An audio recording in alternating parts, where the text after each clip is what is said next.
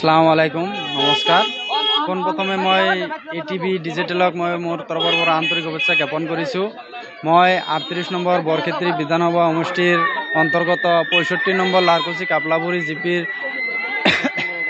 ১ number ৱাৰ্ডৰ পৰা মই সদস্যপদত মনোনীত প্ৰাৰ্থী হিচাপে মই মনোনয়ন দাখিল কৰিছোঁ আৰু মোৰ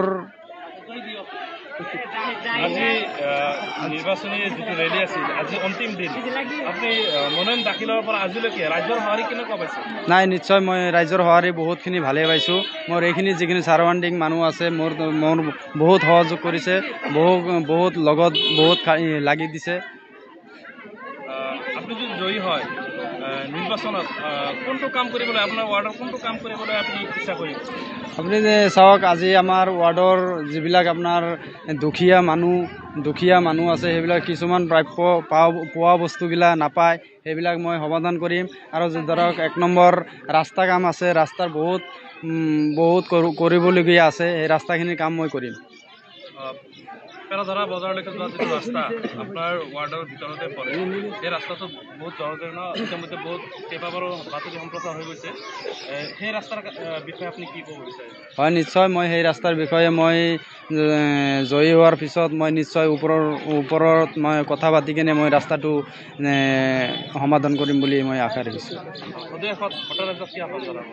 সদৌ মই ভোটাৰ ৰাইজক মই এইখিনি আহ্বান জনাম, মোক যিখিনি আপোনালোকে সহায় সহযোগিতা কৰিছে, আগন্তুক যিটো ৭ তাৰিখে যি আপোনাৰ যিটো ভোট পলিং হ'ব, তাতে আপোনালোকে যাই কিনে আপোনালোকে ভোটটো মোৰ বাল্টিৰ ছবিত ভোটটো দি কিনে মোক সহযোগিতা কৰিব বুলি মই আশা ৰাখিছোঁ।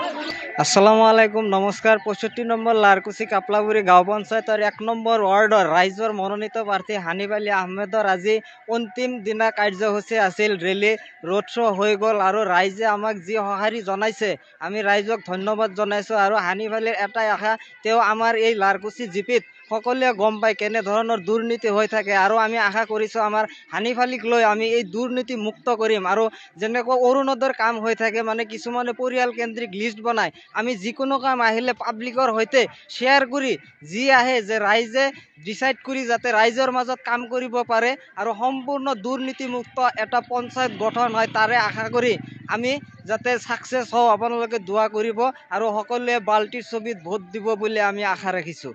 আসসালামু আলাইকুম নমস্কাৰ। মই পোনপ্ৰথমে এটিভি ডিজিটেলক মই মোৰ তৰফৰ মই আন্তৰিক অভিনন্দন জ্ঞাপন কৰিছোঁ। আজি জানে দ্বিতীয় পৰ্যায়ৰ নিৰ্বাচনৰ প্ৰচাৰ অভিযানৰ অন্তিম দিন।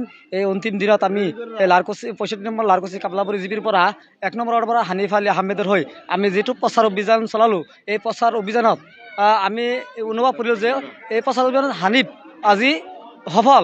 এই সফল যাত্ৰাত আমাক যেনেকৈ আমাৰ ভোটাৰ ৰাইজে ১ নম্বৰ ভোটাৰ ৰাইজে যেনেকৈ সঁহাৰি জনাইছে, তাৰ কাৰণে আমি আমাৰ ৰাইজক আন্তৰিক অভিনন্দন জ্ঞাপন কৰিছোঁ। তেওঁলোকে হানিফ আলীৰ সপক্ষে বাল্টিৰ ছবিত আগন্তুক ৭ তাৰিখত হ'বলগীয়া পঞ্চায়ত নিৰ্বাচনৰ যি ভোটদান, এই ভোটদান আমি আমাৰ ৰাইজক হানিফৰ বাল্টিৰ ছবিত ভোট দিবলৈ আমি তেওঁলোকক অনুৰোধ জনাইছোঁ। আসসালামু আলাইকুম।